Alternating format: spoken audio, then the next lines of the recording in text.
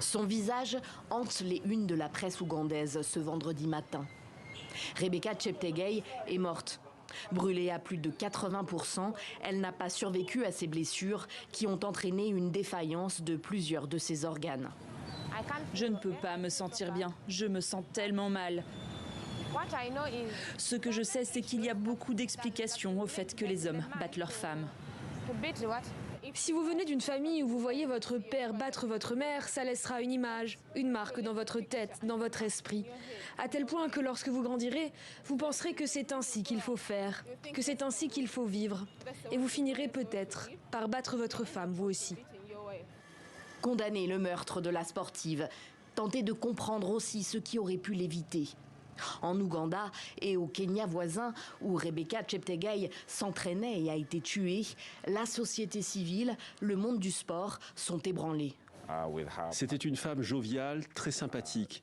Mais nous avons aussi découvert qu'elle avait des problèmes avec son compagnon au Kenya, des problèmes personnels. Et je crois qu'elle avait déposé une plainte auprès de la police.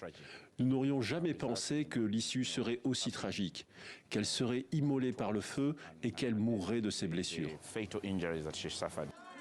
La coureuse avait 33 ans. Mère de 2 filles, elle s'était établie avec elle au Kenya, à Endebess, à 25 km de la frontière ougandaise, pour s'y entraîner.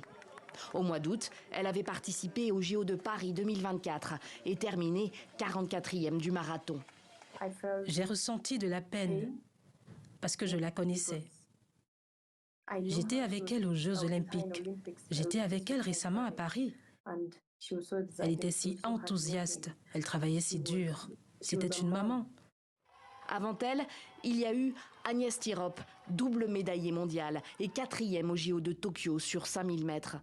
En 2021, elle est poignardée à mort chez elle, à Iten, célèbre lieu d'entraînement pour la course de fond au Kenya. Son mari est poursuivi pour meurtre. En 2022, c'est Damaris Mutua, athlète barénie d'origine kenyane, qui est retrouvée morte, elle aussi à Iten. Son compagnon en fuite est soupçonné de l'avoir tuée.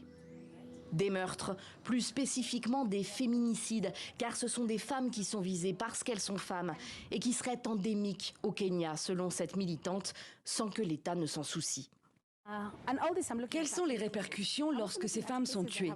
Il y a les cas de ces athlètes, mais il y a aussi beaucoup d'autres cas pour lesquels la justice n'est pas non plus passée.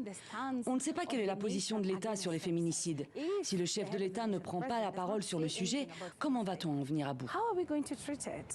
725 féminicides ont été commis au Kenya en 2022, selon un rapport de l'ONU. Un record depuis le début du recensement de ces données en 2015.